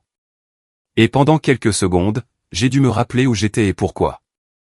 Puis je me suis souvenu de la clôture la veille, du moment où l'employé de l'étude notariale a fait glisser les derniers papiers sur la table, du poids du stylo dans ma main alors que je signais la cession de propriété du studio dans le nord-ouest de Portland. Je me suis souvenu de la sensation dans ma poitrine quand Claire m'a serré la main et m'a remercié, ses yeux humides mais heureux. Elle m'avait dit tranquillement qu'elle vivait trop loin de l'hôpital depuis trop longtemps, qu'elle était fatiguée des longs trajets après des gardes de 12 heures, que ce studio signifiait qu'elle pourrait respirer un peu plus facilement. Entendre cela avait apaisé quelque chose en moi. Il me semblait juste que l'espace appartienne à quelqu'un qui en avait besoin pour elle-même, et non à une famille qui le voyait comme un droit. Je suis resté allongé dans la pénombre et j'ai fixé le plafond. Quelque part de l'autre côté de la ville, mon ancien couloir existait sans moi. Mon ancien salon était vide, à l'exception de ce que Claire avait déjà apporté. La chambre qui avait autrefois abrité ma couette marine et mes photos encadrées appartenait maintenant à une femme qui la regardait avec gratitude au lieu d'attente. Mon téléphone était face contre la table de chevet. J'ai roulé sur le côté et je l'ai pris. Aucun appel manqué, aucun message. Pendant un bref instant, je me suis demandé si ma mère avait finalement reconsidéré, si peut-être elle avait réalisé à quel point elle en demandait. Mais je les connaissais. Ils avaient probablement passé la journée d'hier à faire des cartons à Vancouver, à faire des listes, à vérifier les réservations de camions, à toute vapeur vers un avenir construit sur une conversation dont je n'avais jamais vraiment fait partie. J'ai fait du café dans la petite cuisine et je l'ai bu debout près de la fenêtre. La vue était différente ici, juste un autre parking et une rangée d'arbres nus. Mais la sensation dans ma poitrine était nouvelle. Il y avait de la peur, oui, mais aussi quelque chose de plus stable. De la résolution. J'avais déjà fait les parties les plus difficiles. Maintenant, il ne restait plus qu'à regarder leur plan heurter le mur de la réalité. Vers le milieu de la matinée, je me suis connecté à l'application de l'immeuble sur mon téléphone. Le complexe de studio avait installé des caméras dans les parties communes un an ou deux plus tôt, en partie pour la sécurité et en partie, je le soupçonnais, pour surveiller le vol de colis. En tant que propriétaire, on m'avait donné accès au flux de l'entrée et du couloir près de ma porte d'entrée. Je ne l'avais jamais vérifié auparavant, sauf une fois où un colis avait disparu. Aujourd'hui, je l'ai ouvert et j'ai regardé la petite vignette de l'entrée principale. L'image était claire, même sur le petit écran. Le trottoir en béton, la porte vitrée, la parcelle de parking visible au bord du cadre. C'est resté vide pendant longtemps, à l'exception d'un livreur et d'un voisin portant des provisions. Je les ai regardés aller et venir comme des ombres dans une pièce de théâtre dont je ne faisais plus partie. Vers la fin de la matinée, le flux a vacillé et le voilà. Un camion UO orange et blanc est entré dans le parking, grand et maladroit, remplissant le coin inférieur de l'écran. Mon estomac s'est noué même à cette distance, même à travers l'objectif d'une caméra. J'ai reconnu la façon dont mon père était assis derrière le volant, les épaules légèrement voûtées, concentré sur la tâche. Il s'est garé de travers mais près de l'entrée. Après un moment, les portes du camion se sont ouvertes et ma famille s'est déversée dans le cadre. Mon père est descendu avec raideur, les articulations protestant. Ma mère a marché avec précaution, tenant son sac à main et ce qui ressemblait à un dossier sous un bras. Émilie a sauté avec plus d'énergie, les cheveux attachés en arrière, un sweatshirt noué autour de sa taille. Mes neveux sont sortis en trombe après elle, emmitouflés dans des manteaux, l'un traînant un ours en peluche par le bras. Ils avaient l'air heureux. Ça m'a frappé plus fort que je ne l'aurais cru. Il y avait une légèreté dans leurs mouvements, un sentiment d'évidence. Dans leur esprit, c'était le début de quelque chose de nouveau et de meilleur. Dans mon esprit, c'était la continuation de quelque chose qui me faisait du mal depuis des années. J'ai regardé mon père aller à l'arrière et déverrouiller la porte enroulable. Elle s'est levée par à-coups et a révélé un intérieur bondé, des cartons empilés au hasard, un tapis enroulé, un lit superposé démonté, des bacs en plastique de jouets, une lampe que j'ai reconnue de la chambre d'amis de mes parents. Ils n'avaient pas seulement apporté l'essentiel. Ils avaient apporté une vie. Mes neveux se sont précipités vers l'entrée, et ma mère les a rappelés, leur avertissant probablement de ne pas courir dans les couloirs. Même sur une vidéo granuleuse, je pouvais voir sa bouche bouger dans ce rythme de réprimande familier.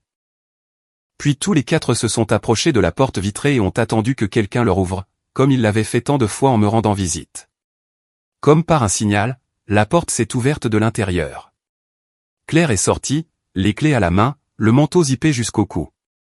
Je lui avais dit qu'il pourrait y avoir de la confusion. Je m'étais assise dans le bureau du notaire la veille et, les joues en feu, je lui avais donné une version brève, que ma famille croyait emménager dans un studio qui ne m'appartenait plus, qu'il pourrait y avoir du bruit le 3. Elle avait écouté avec des yeux bienveillants et avait dit qu'elle pouvait se débrouiller. Sur l'écran, je pouvais voir son visage marquer la surprise alors qu'elle voyait le hall et la foule de gens qu'elle ne connaissait pas. Ma mère lui a souri de la façon dont elle souriait aux étrangers qu'elle pensait être sur le point d'impressionner. Elle a dit quelque chose, s'avançant, désignant l'immeuble, le camion, ses petits-enfants. Je ne pouvais pas entendre les mots, mais je connaissais le script. Merci de nous laisser entrer. Nous emménageons notre fille. Notre autre fille est si généreuse. Claire a secoué légèrement la tête. Elle a répondu quelque chose, sa posture polie mais ferme. Elle a pointé les numéros d'appartement sur le mur, puis elle-même, puis le camion. Mon père a froncé les sourcils, son corps se raidissant comme il le faisait toujours quand quelqu'un ne suivait pas ses attentes. Émilie a déplacé son poids d'un pied à l'autre, un sac en plastique pendant de sa main, sa bouche se crispant. Ma mère s'est retournée, regardant autour d'elle, et je pouvais presque l'entendre dans ma tête, demandant si Lily était à l'intérieur, si on pouvait juste monter et régler ça. Claire a dit autre chose, puis a fouillé dans son manteau et en a sorti une liasse de papier plié. Même à la distance de la caméra, j'ai reconnu l'épaisseur et l'apparence des documents de clôture. Elle les a brandis, a tapoté la page avec son doigt, puis s'est désignée à nouveau, a désigné l'immeuble. Le visage de ma mère a changé lentement, le sourire s'estompant, la confusion se transformant en quelque chose de plus dur. Mon père s'est approché, scrutant les papiers comme s'il pouvait les lire d'où ils se tenaient. Émilie a dit quelque chose de sec, les épaules se soulevant, la bouche bougeant rapidement. Dans ma nouvelle cuisine, j'ai réalisé que ma main appuyait fort sur le bord du comptoir. Je me suis forcé à la desserrer, à respirer. J'avais choisi de ne pas être là en personne. Je savais qu'il serait trop facile de me laisser entraîner dans leur tempête, de commencer à expliquer, à m'excuser et à arrondir les angles. Le regarder depuis un petit écran me donnait juste assez de distance pour me souvenir de ce qui était vrai. Claire a baissé les papiers et a croisé les bras. Mon père a sorti son téléphone. Je n'avais pas besoin de deviner qui il appelait. Une seconde plus tard, mon propre téléphone s'est allumé sur le comptoir, vibrant contre le stratifié. Papa, disait l'écran, le nom familier ressemblant soudain à une étiquette sur une bouteille qui ne correspondait plus à son contenu. J'ai laissé sonner. C'est allé sur la messagerie vocale. Il s'est allumé encore et encore. Sur le flux de la caméra, ma mère parlait plus vite maintenant, les mains bougeant davantage, ses tentatives de charme minces et craquantes. Claire a secoué la tête et a reculé d'un petit pas vers la porte, ayant clairement terminé la conversation. L'un de mes neveux a tiré sur la manche d'Émilie, contrarié, son petit visage plissé. Émilie s'est penchée pour expliquer quelque chose, puis s'est redressée avec un regard qui était mi-panique, mi-colère. Le téléphone n'arrêtait pas de vibrer. Parfois, il s'arrêtait quelques secondes, puis recommençait. Le numéro de mon père, de ma mère, même de ma sœur. Les trois noms tournaient sur l'écran comme un carrousel dont j'étais finalement descendu. Dans le couloir sur la vidéo, une porte s'est ouverte et Madame Doyle est entrée dans le cadre. Elle a dû entendre l'agitation. Elle portait son cardigan familier et tenait un paquet de courriers dans une main. Son regard a balayé le camion, les cartons, ma famille, Claire avec ses papiers toujours en main. J'ai vu ses lèvres se pincer, puis j'ai vu le léger signe de tête qu'elle a fait à Claire. Une sorte de solidarité silencieuse. Mon père semblait insister sur quelque chose, désignant l'intérieur de l'immeuble, pointant du doigt ma mère, Émilie, les enfants. Claire a de nouveau secoué la tête. Elle s'est retournée et a poussé la porte, la tenant juste assez longtemps pour que Madame Doyle puisse se glisser à l'intérieur avant de la laisser se refermer. Puis elle est sortie du cadre, laissant ma famille debout devant un immeuble qui ne contenait plus l'avenir sur lequel ils avaient compté. Le camion se dressait derrière eux, soudain moins comme un symbole de progrès et plus comme une accusation peinte en lettres vives. Mon téléphone a de nouveau vibré. J'ai jeté un coup d'œil à l'écran par réflexe. Le petit nombre dans le coin m'a dit combien de fois il avait sonné sans réponse. Un appel manqué, puis 5, puis 15. Il a grimpé régulièrement alors que je regardais le petit drame sur mon téléphone. Une pièce sans son, mais aux répliques bien trop familières. Quand les appels ont finalement ralenti et que j'ai posé le téléphone, le nombre dans le coin m'a regardé. 108 appels manqués, tous des trois mêmes personnes qui n'avaient jamais pensé à m'appeler avant de faire des plans pour ma vie. J'ai laissé le silence s'installer entre nous pour une fois, sans tendre la main pour le combler. Quand les appels ont finalement cessé, le silence dans ce petit appartement de Biverton semblait presque irréel. Mon téléphone était posé sur le comptoir, l'écran sombre, comme si de rien n'était. Si un étranger était entré à ce moment-là, il n'aurait eu aucune idée que pendant près d'une heure, ma famille s'était heurtée à un mur qu'il ne savait pas que j'avais construit. Finalement, la curiosité a l'emporté sur l'épuisement. J'ai pris le téléphone et j'ai ouvert le journal d'appel. La liste n'était composée que de 3 noms, encore et encore, empilés les uns sur les autres comme un motif. Papa, maman, Émilie, appel manqué, appel manqué, appel manqué. Le petit nombre en haut indiquait 108 tentatives pour me ramener dans le rôle dont j'étais discrètement sorti. Il y avait aussi des messages vocaux. Des dizaines. Le point de notification rouge pulsait comme un battement de cœur. Je l'ai fixé pendant un long moment, mon pouce planant au-dessus de l'icône. Une partie de moi voulait les balayer et les supprimer tous sans les écouter, les laisser disparaître dans la poussière numérique. Une autre partie de moi, la fille qui a passé sa vie à essayer de comprendre ce qu'elle avait fait de mal, voulait écouter chacun d'entre eux, cataloguer le ton, les mots, les accusations inévitables. Finalement, j'ai appuyé sur lecture sur le message le plus récent et j'ai tenu le téléphone à quelques centimètres de mon oreille. Le premier son était le chaos. Un enfant qui pleurait en arrière-plan. La voix de ma mère, aiguë et perçante. Mon père disant mon nom encore et encore, comme si en le répétant assez, je pourrais me matérialiser devant lui. Puis la voix de ma mère s'est rapprochée du téléphone, tremblante et forte. Elle a dit qu'ils étaient devant l'immeuble et qu'une femme prétendait que mon studio était le sien. Elle a dit qu'il devait y avoir une erreur, que cette femme agitait des papiers, que le camion était déjà loué, que les enfants avaient froid et étaient confus. Sa voix s'est brisée sur le mot erreur. Mon père a pris la parole ensuite, sa voix plus rauque, plus en colère. Il a exigé de savoir ce que j'avais fait. Il a dit que Claire, bien qu'il n'ait pas utilisé son nom, lui avait montré des documents de clôture avec ma signature. Il a dit qu'il m'avait fait confiance, que je les avais pris par surprise. Que la famille ne traitait pas la famille de cette façon. Il y avait une sorte d'incrédulité dans son ton, comme si j'étais une pièce d'équipement de son ancien entrepôt qui avait soudainement cessé de fonctionner sans avertissement. La voix d'Émilie a suivi. Elle sonnait différemment de ce à quoi je m'attendais, moins en colère, plus paniquée.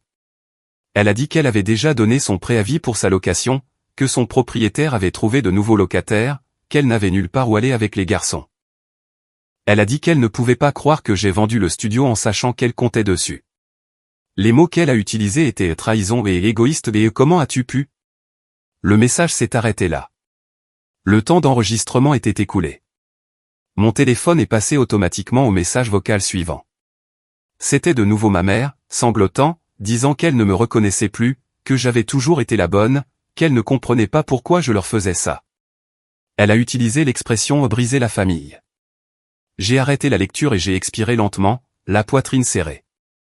Il aurait été si facile à ce moment-là de rappeler, de commencer à expliquer, de dire que j'étais désolé qu'il soit blessé, de retomber dans le vieux schéma de rafistoler les fissures d'un mur que je n'avais pas construit. Au lieu de cela, j'ai posé le téléphone sur le comptoir, je suis allé à l'évier et j'ai fait couler l'eau. J'ai lavé une seule tasse de café et une assiette. Des gestes petits et ordinaires qui m'ont empêché de sombrer.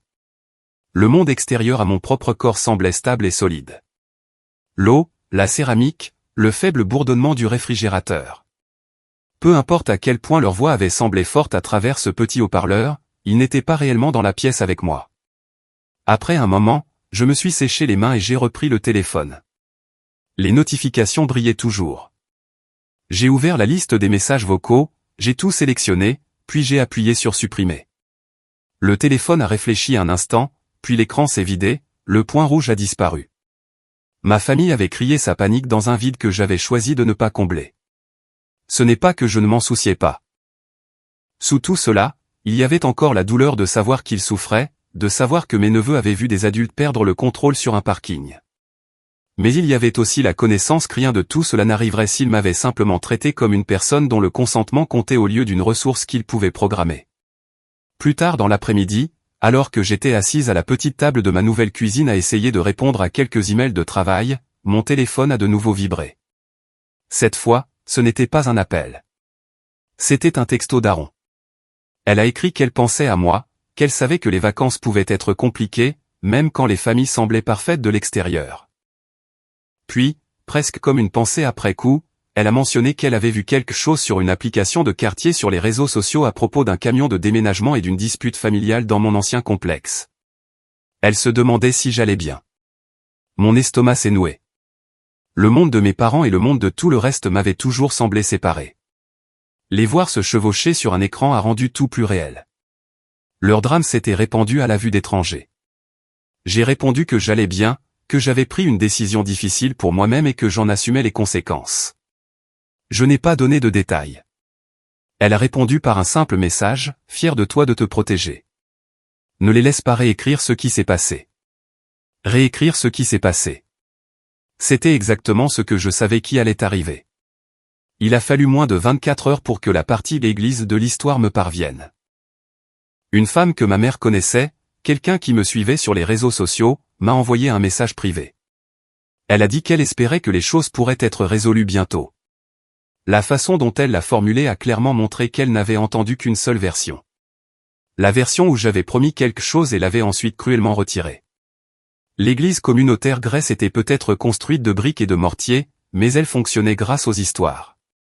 Des histoires sur qui était généreux, qui était en difficulté, qui était un exemple à ne pas suivre. Je n'avais aucun doute que ma mère se démenait pour se présenter comme une victime surprise et moi comme soudainement froide et méconnaissable. Dans une petite ville, l'image comptait presque autant que la vérité, peut-être plus. J'imaginais les chuchotements après le service de ce dimanche. La fille de Suzanne a vendu l'appartement sous leur nez. Pauvre Émilie. Ces adorables garçons. On dirait que Lily a changé. On dirait que le succès lui est monté à la tête. J'avais entendu assez de conversations similaires sur d'autres familles au fil des ans pour savoir exactement comment le scénario se déroulerait. Ce que personne ne dirait, c'est que ce gâchis avait commencé parce que mes parents avaient publiquement célébré ma supposée générosité avant même que j'aie accepté. Qu'ils avaient construit un château d'attente sur les fondations de quelqu'un d'autre. Pendant que ce cercle social tourbillonnait sans moi, mon propre petit cercle est resté stable. Madame Doyle a glissé une carte sous mon ancienne porte, et Alan m'a envoyé une photo par texto, amusé. Sur le devant, il y avait un oiseau de dessin animé sortant d'une cage ouverte. À l'intérieur, de son écriture soignée, elle avait écrit qu'elle était fière de mon courage et que si quelqu'un faisait des histoires dans le couloir, Claire savait qui appeler. Mon monde se rétrécissait et s'élargissait en même temps. Plus petit en termes de qui j'autorisais à donner son avis, plus grand en termes d'espace que je me donnais. Ce soir-là, alors que le ciel à l'extérieur de l'appartement passait du gris au bleu profond, mon téléphone a de nouveau vibré. Cette fois, c'était une notification de mail. L'objet disait simplement « de maman ». Je l'ai fixé pendant un long moment avant de l'ouvrir. L'email était long, des paragraphes et des paragraphes de souvenirs et d'accusations entremêlés.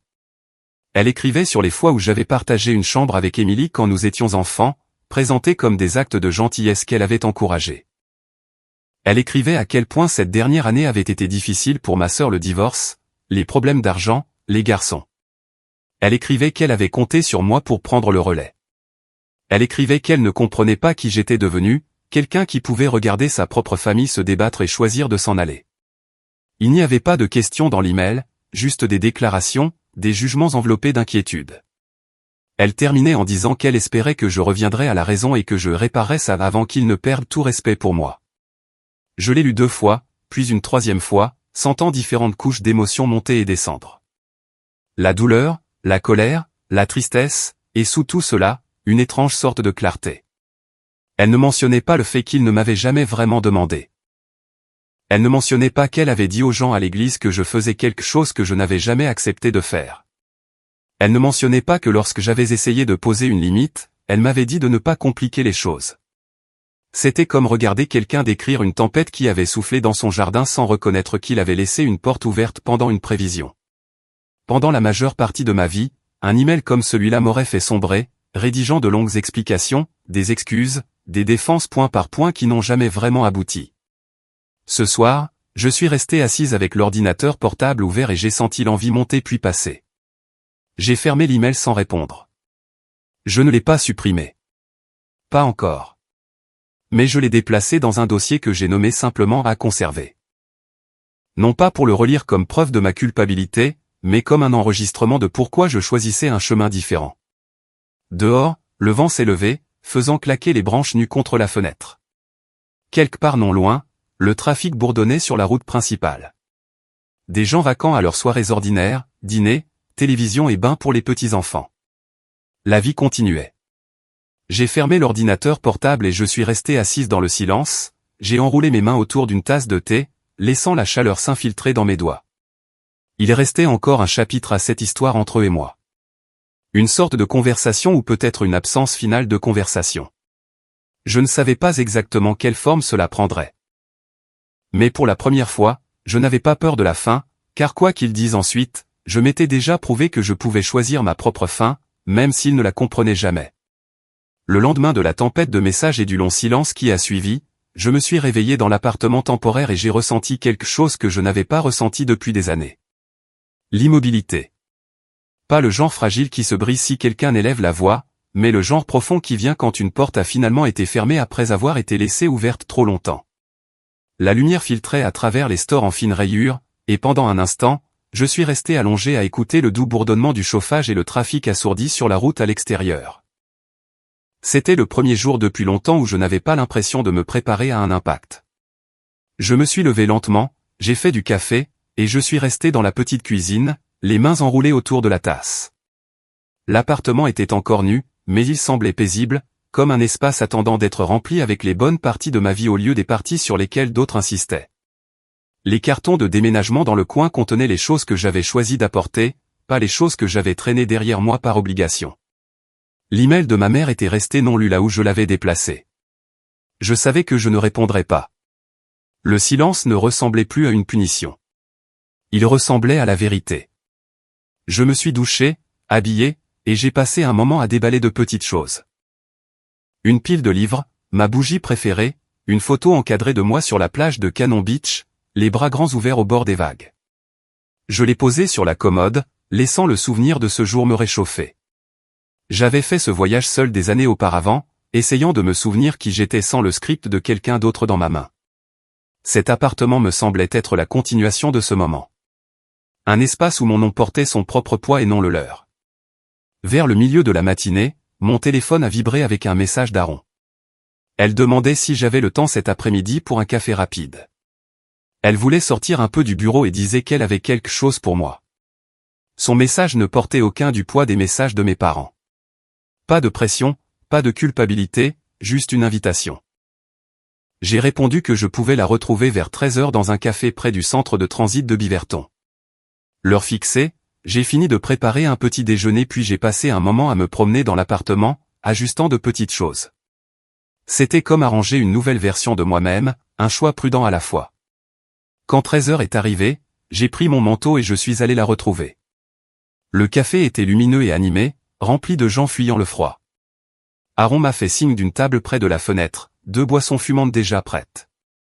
Elle a levé les yeux vers moi avec un sourire qui a détendu la tension dans mes épaules. « Tu as l'air plus légère », a-t-elle dit alors que je m'asseyais. J'ai ri doucement. Je me sens différente. Nous avons parlé un moment du travail, de l'équipe, de la façon dont tout le monde avait tourné autour de Harper après que j'ai posé ma limite. Aaron m'a dit qu'il avait été sensiblement plus prudent dans ses demandes ces derniers jours. Elle a dit que le reste de l'équipe avait commencé à partir à l'heure aussi, comme si ma petite résistance leur avait donné une permission qu'ils ne savaient pas qu'ils avaient besoin. Puis elle a fait glisser un petit carnet sur la table vers moi. Elle a dit qu'elle l'avait trouvé dans une boutique locale et qu'il lui avait fait penser à moi. Sur la couverture, il y avait les mots « Ton histoire t'appartient » en lettres bleues marine discrètes. Quelque chose à ce sujet m'a prise au dépourvu. J'ai senti ma gorge se serrer en passant mes doigts sur la couverture lisse. C'était le genre de geste qui me rappelait que le monde était plein de gens qui pouvaient vous regarder sans essayer de vous réécrire. Quand nous nous sommes dit au revoir, elle m'a serré fort dans ses bras, puis s'est reculée et a dit que quoi qu'il arrive ensuite avec ma famille, je n'étais pas seul. C'était une simple déclaration, mais elle s'est installée dans une partie de moi que j'avais gardée vide pendant des années. Sur le chemin du retour à l'appartement, le ciel s'est un peu éclairci, un fin soleil d'hiver perçant à travers les nuages. J'ai baissé la vitre et j'ai laissé l'air froid remplir la voiture. C'était propre, comme si quelque chose à l'intérieur de moi était en train d'être rincé. Plus tard, je suis allé me promener dans le petit parc derrière la résidence. C'était calme, à l'exception d'un couple poussant une poussette et d'un homme plus âgé jetant des miettes à quelques canards têtus. J'ai marché le long du sentier, les mains dans les poches, respirant l'air vif de l'hiver. Pour la première fois, le monde ne semblait pas lourd. Il semblait ouvert. Je me suis assise sur un banc un moment et j'ai regardé quelques enfants grimper sur la cage à poules. Une femme à côté de moi a souri et a fait un commentaire sur le froid. J'ai souri en retour. De petits échanges ordinaires qui ne portaient pas d'attente cachée. Cela m'a fait réaliser à quel point j'avais été affamé de simplicité. Quand je suis rentré à l'appartement, un nouvel email m'attendait. Pas de ma mère cette fois, de mon père. Un message court, presque sec. Donc, ils étaient de retour à la maison et les choses avaient été difficiles, mais ils avaient besoin de temps pour digérer. Pas d'excuses, pas de reconnaissance, juste une trêve difficile de silence. J'ai fermé l'email sans répondre, car je voulais ramener quelque chose de moi-même dans cet espace calme. J'ai préparé le dîner. Rien de sophistiqué, juste une petite marmite de soupe et un morceau de pain réchauffé au four. Pendant que ça mijotait, l'odeur a rempli l'appartement, et j'ai senti quelque chose à l'intérieur de moi s'apaiser. Pas de l'excitation, pas du triomphe, juste de la paix, un sentiment auquel je pourrais m'habituer. Après le dîner, j'ai allumé la bougie que j'avais apportée de l'ancien studio, celle qui sentait la vanille et la cannelle. La flamme vacillait contre les nouveaux murs blancs, et pendant un moment, j'ai fermé les yeux et j'ai laissé sa chaleur m'envahir. J'ai pensé à la dernière semaine de ma vie et à la rapidité avec laquelle elle avait changé. J'ai pensé à la fille que j'avais été. Celle qui ravalait chaque nom et qui montait à sa gorge. Celle qui croyait qu'être nécessaire était la même chose qu'être aimé. J'ai pensé à la femme que j'étais maintenant. Assise dans un nouvel appartement, un peu effrayée, mais libre d'une manière que je n'avais jamais été auparavant. Puis j'ai pris une lente inspiration, j'ai ouvert les yeux, et j'ai prononcé les mots que j'avais besoin de dire depuis longtemps. Assez. Ce n'était ni un cri ni un murmure, juste une vérité enfin prononcée à voix haute. Alors que je me suis rassise sur le canapé, laissant le calme s'installer autour de moi, j'ai su que l'histoire entre ma famille et moi n'était pas quelque chose qui pouvait être enveloppé dans une leçon nette ou un nœud. Certaines fins sont simplement le point où l'on cesse de tourner en rond et où l'on s'engage sur un chemin plus droit. Mais je savais aussi que cette partie de l'histoire était la mienne à raconter, pas la leur. Et si on vous a déjà dit que vous étiez trop ou pas assez pour votre propre famille, souvenez-vous de ceci. Le silence peut être un pouvoir, et la vérité, la plus éclatante des vengeances. Dites-moi dans les commentaires ce que l'intégrité signifie pour vous et d'où vous écoutez.